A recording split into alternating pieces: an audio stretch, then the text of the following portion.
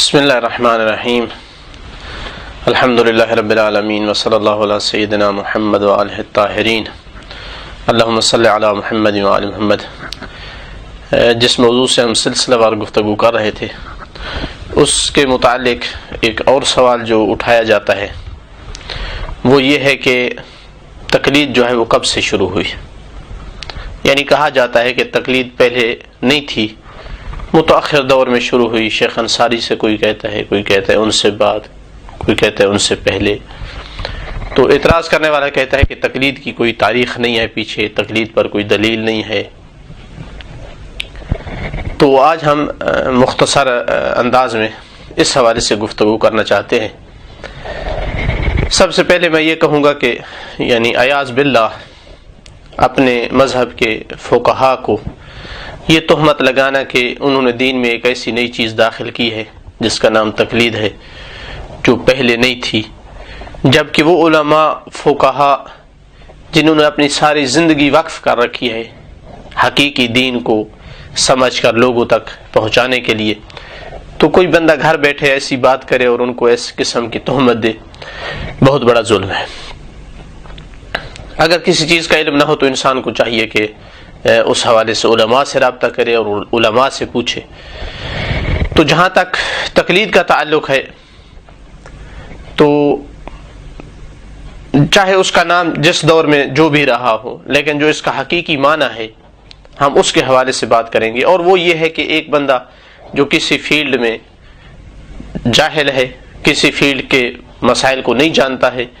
اس field کے کسی جاننے والے قابل اعتماد،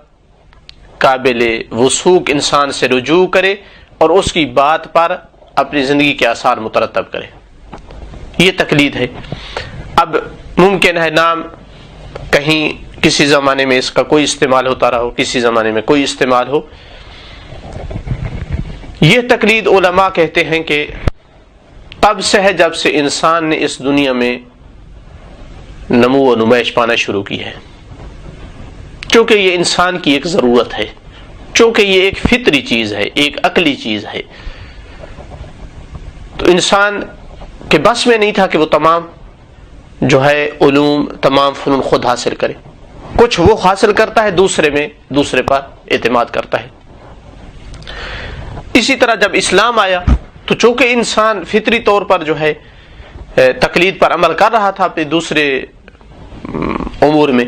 تو اسلام میں بھی لوگ جو ہے جو فقہا بن گئے، علماء بن گئے، وہ اپنے رائے پر عمل کرتے تھے۔ جو دور دراز کے رہنے والے تھے، جو زیادہ سمجھ بوجھ نہیں رکھتے تھے، وہ علماء اور فقہا کی بات سن کر اس پر عمل کرتے تھے۔ تو اسلام نے اس سے نہیں روکا، بلکہ اسی طریقے پر لوگوں کو چلنے دیا ہے۔ اس حوالے سے میں ثبوت کے طور پر، تاکہ یقین ہو جائے کہ یہ بات درست ہے کہ اسلام کے پہلے دن سے ہی جو ہے وہ تقلید بھی ساتھ ساتھ آ رہی ہے،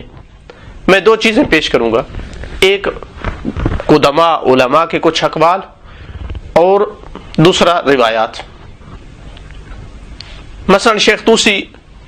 گواہی دیتے ہیں اپنی کتاب عدۃ الاصول میں، جلد نمبر 2 صفحہ نمبر 730 پر، والذی نذهب الیہ انہ یجوز للعامی الذی لا یقدر علی البحث والتفتیش تقلید العالم۔ ہمارا جو مذہب ہے وہ یہ ہے کہ وہ بندہ کہ جو عامی ہے، دین میں فقاہت نہیں رکھتا ہے، عام انسان ہے، اس کے لیے ہے کہ وہ عالم کی تقلید کرے۔ جو بھی دین میں اپنی سرچ، اپنی تحقیق، اپنی تفتیش نہیں کر سکتا، تحقیق نہیں کر سکتا، وہ عالم کی تقلید کرے۔ اس پر آگے جو دلیل ذکر کرتے ہیں، کہتے ہیں دلیل یہ ہے کہ زمانہ علی علیہ السلام سے لے کر آج تک ہم نے مومنین کا یہ عمل دیکھا ہے۔ ایک آدمی جو نہیں جانتا وہ مفتی کے پاس آ کر فتویٰ لیتا ہے اور اس پر عمل کرتا ہے۔ آج تک کہتے ہیں ہم نے نہیں سنا کہ کسی نے اس پر اعتراض کیا ہو کہ تیرا اس مفتی سے فتویٰ لینا جائز نہیں ہے، یا اس فتوے پر عمل کرنا تیرا جائز نہیں ہے، بلکہ اس کو کہا جائے کہ تجھ پر تحقیق واجب ہے، خود تحقیق کرو اور دلیل ڈھونڈو۔ کہتے ہیں بہت سارے ایسے لوگ ائمہ کے ساتھ بھی رہ رہے تھے جو دوسرے علماء سے سن کر عمل کرتے تھے، اور کسی امام نے کسی آدمی کو اس عمل سے نہیں روکا ہے۔ تو میں یہاں کہوں گا کہ اے مرحوم شیخ طوسی صاحب، آپ نے کوئی بندہ ایسا نہیں سنا ہے جس نے تقلید سے روکا ہو، اس لیے کہ آپ کو کے دور میں ایسے محقق نہیں تھے جن محققین سے ہمارا واسطہ پڑا ہے۔ اگر یہ آپ کے دور میں ہوتے یا آپ ہمارے زمانے پائے جاتے تو آپ بھی یہ بات سن لیتے کہ کوئی ایسا محقق آیا ہے جو کہتا ہے کہ نہیں تقلید جائز نہیں ہے، یہ تقلید مثلاً حرام ہے۔ تو یہ ایک گواہی ہو گئی۔ دوسری گواہی سید مرتضی علم الہدی اپنی کتاب ذریعہ جلد نمبر 2 صفحہ نمبر 320 پہ لکھتے ہیں والذی یدل علی حسن تقلید العام للمفتی انہ لا خلاف بین الامت قدیما و حدیثا،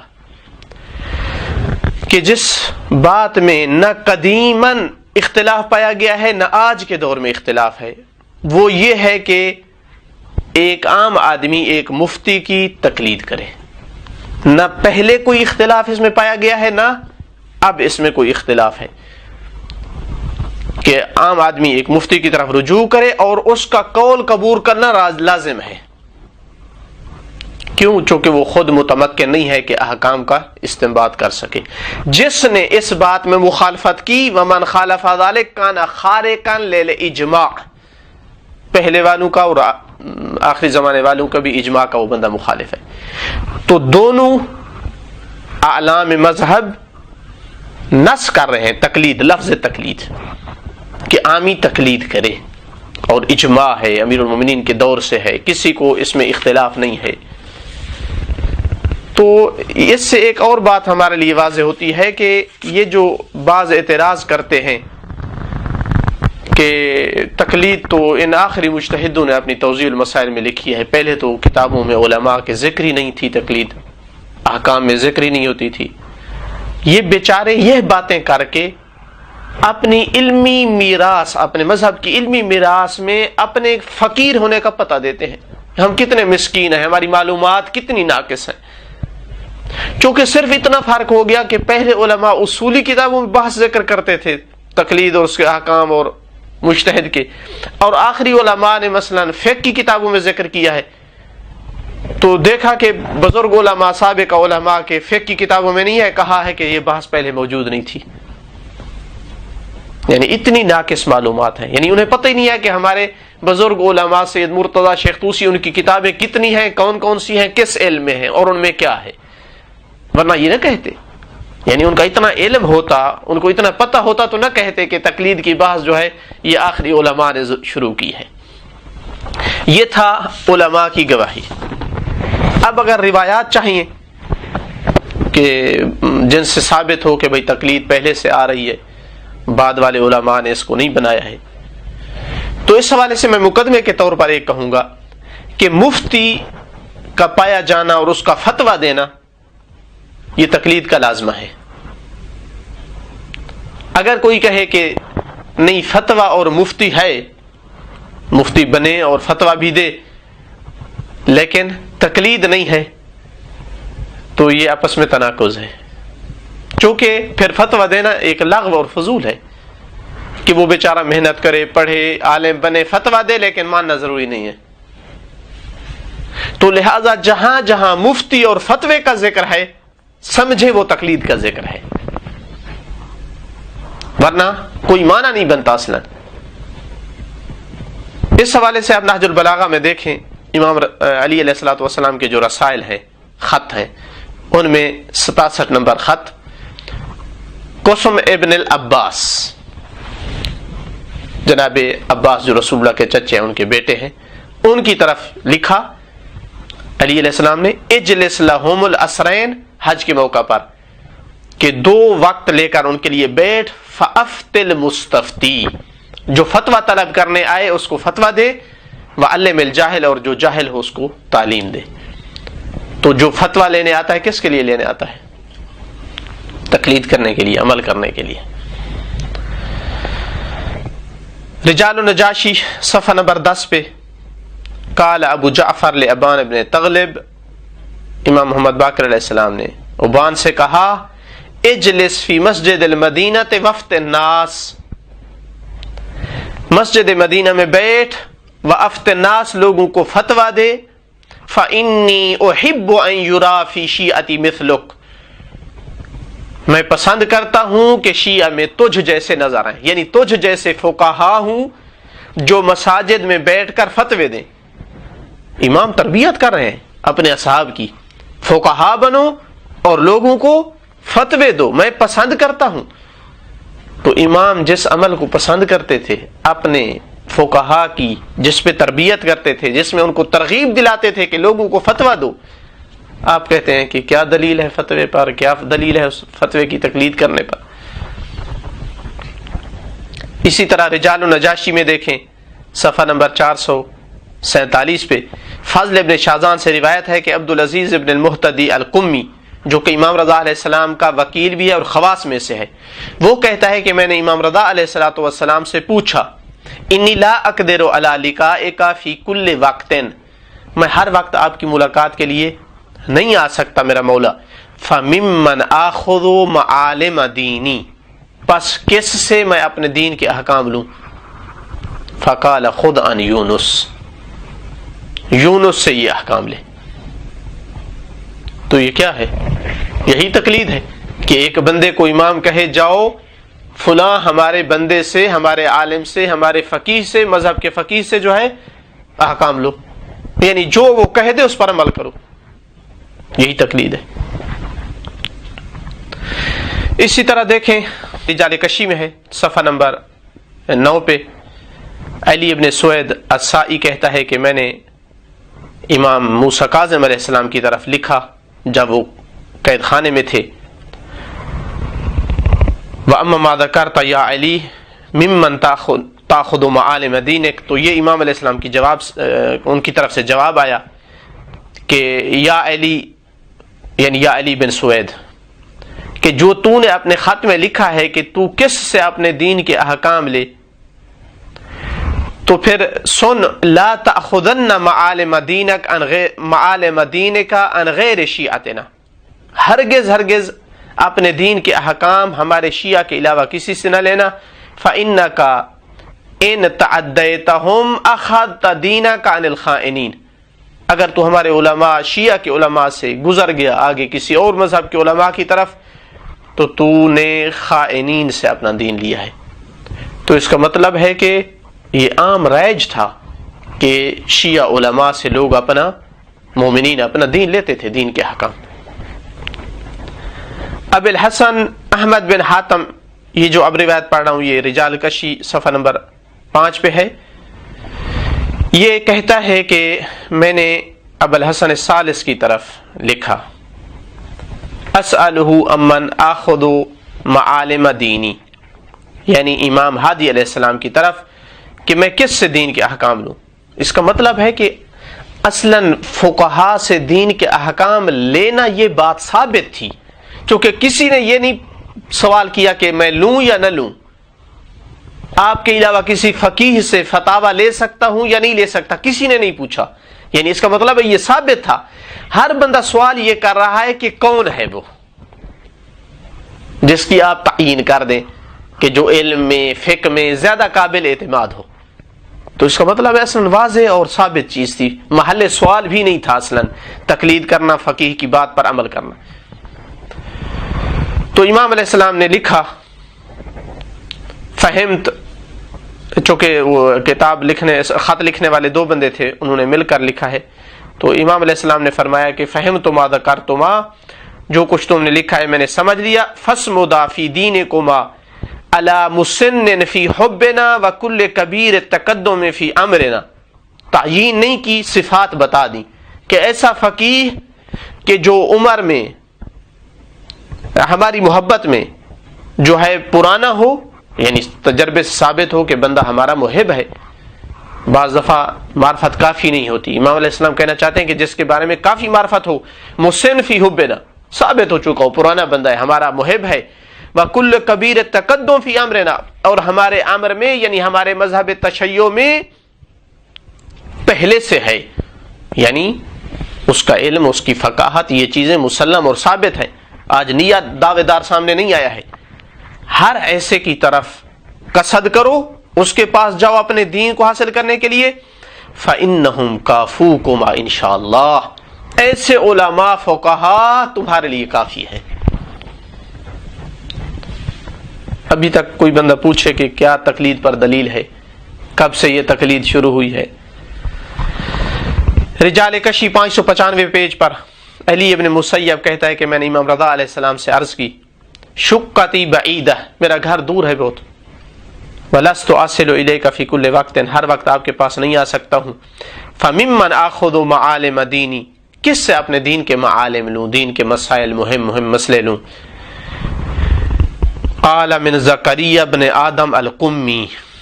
زکریا ابن آدم القمی سے لو، المأمون علی الدین والدنیا، اس لیے کہ اس میں دین اور دنیا میں انسان اس پر اعتماد کر سکتا ہے، امین ہے وہ.